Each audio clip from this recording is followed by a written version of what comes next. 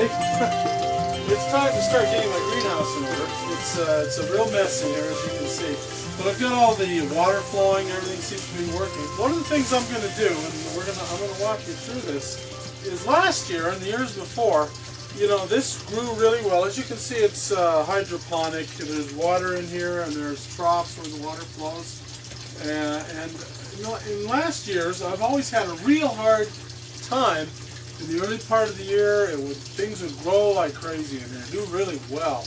And then, you know, as the season went on, even though I've got it vented in here, you can see the ventilator in here, and it seemed like I'd always get pythium attacks.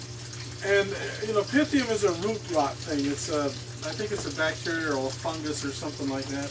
But what it does is basically a healthy plant, you know, it'll just attack the roots, and in a matter of a day or 2 days, you have a nice healthy plant that's just effectively dead.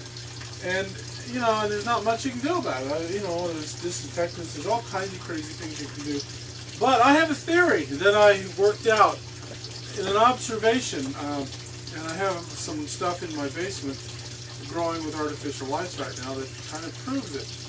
And what it seems to me is that if you keep the temperatures down, below, the water temperature that is, below 70 degrees, somewhere 65, 70, if you can keep it in that range and not get any higher than that, that should effectively stop the root rot. Unless, you know, something else is really out of whack. But if you've got everything else pretty much okay, the temperature should stop the root rot. Anyway, that's what I'm going to go on this year. See if I can grow lettuce in here and beans and all sorts of things that have given me problems in the past once the warm weather starts. So I'm going to do that. And here's what I'm going to do. I'm going to try to cool this side right here and this side a little bit later on. Cool the water. And you say, wow, how are you going to do that? Well, what I'm going to do is, let me grab the camera. Now you can see the water here, and you can see there's the sump right there, and the water goes down there, and it comes up here, and what it does is it runs over here to the end. And at the end here, it comes out of a hose out of here when this thing gets full enough up here, and it runs down here, and you can see the water coming out of the hose down there. Okay, what I'm going to do is route this hose through the water in this cooler here. This is a swamp cooler, and then basically let it run through the cooler and then come back out here and dump back down here where this is dumping down right now. Now let me go outside and show you how I'm going to do that. Okay, this is the outside of that swamp cooler, and I've got the covers off of it. You can see there's one right there, and there's another one on the other side over there. Well, anyway, so what I'm going to do is, notice these PVC pipes I've placed in here.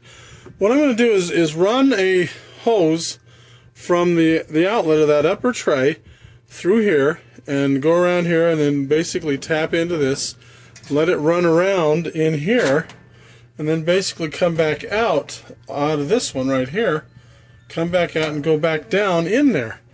Now this isn't a lot of piping. It's I don't know, 20 feet maybe, something like that. It's going in a circle, but when the swamp cooler is running, you know, the water level is going to be up to about there. I don't know if you can see my finger. So these are going to be submerged underwater the whole time.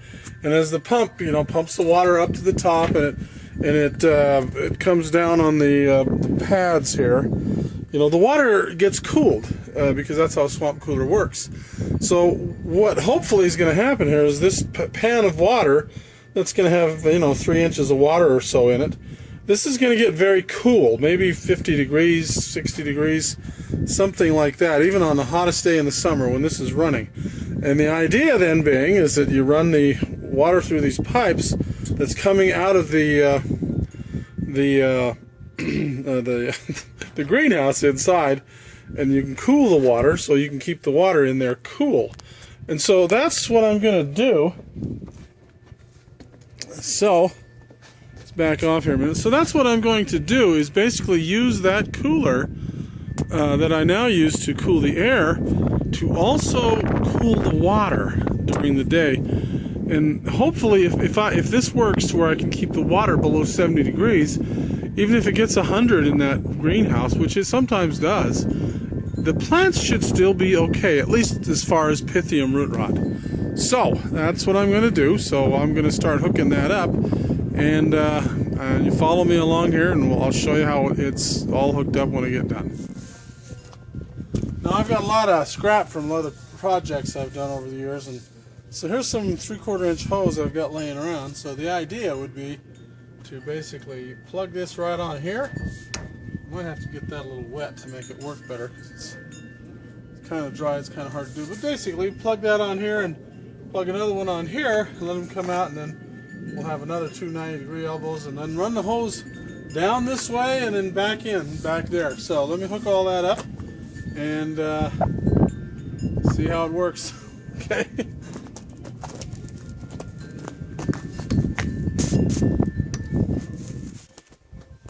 Okay, well, I've got these hooked up and I've got a hole drilled in this plate. Now I'm going to put some kind of a grommet or something on that so that we don't chafe on this. But then I've got to put some duct tape or something to seal that up a little bit better. But now I'll tighten up the clamps. Now, you know, I'm sitting there thinking I probably don't need these clamps because this isn't going to be under any pressure. But I put them on there, so let's tighten them down. So now the next thing to do is run a couple of pipes over here into there, and then we'll connect everything up. So here we go. Well, we got it all installed, and it's not quite as good as I'd hoped it would be, because I'm having a little, I'm concerned about flow problems. Now I'll put the sides, the pads back on, but in a little bit. But as you can see, what we got here is well, it's filling up right now because I've got the water running on, and the water comes in here and goes out there and goes back up inside. And let me show you what's on the inside. Okay, there's our sump, there's our water, and here's what it is. See, it's I put a new fitting on here, and here's the return. Let me lift this up a minute. See the water coming back out of there. It's looking pretty good. And then you go up here. This is where the water's going down. You can see I don't know if you can see there's like a little whirlpool forming, but it goes down at the top of that stanchion there, and then it goes down, and so now what we got it doing is it's going through here and out, and then it returns here, comes back in, and hopefully in the hot summer, this swamp cooler, because the water inside will be cold, will cool this water to the point where it'll stay below 70 degrees, even though it might be 85, 90 degrees here in this greenhouse. And hopefully that will solve once and for all my pythium issues. And we'll see how it works. Now, while I was at it, I did one more thing.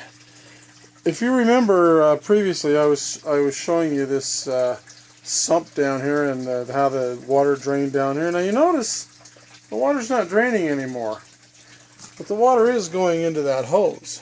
Now, what happened was I decided that I needed a bigger sump, and I wanted to do aquaponics. And so what I did was I have a big tank in the other room, and I basically just routed it into that big tank. So here it goes. You see the water going in here. See, it's running down there. And you can see it coming up out there. Now, let me show you how I did that. Go out here. Now, you see these two hoses I installed. Those are just new today. And this is the exhaust and the input to that out there. Now, here it is. You see what I've got here is this pump right here. Maybe I can lift it up so you can see it. Is the one that was in that sump inside. And what I just did was I rerouted the intake from this pump to this bigger reservoir of water here, and then it runs back in right there. See that little water hose coming out of there? Now there's goldfish in here, although they're hard to see. So it's basically using this as the sump now instead of that smaller one in there. Now what that'll do is that allows me to put the goldfish here, keep them separated from the plants, but yet now I can still do aquaponics. So that's what I'm going to be doing, and we'll see how that goes.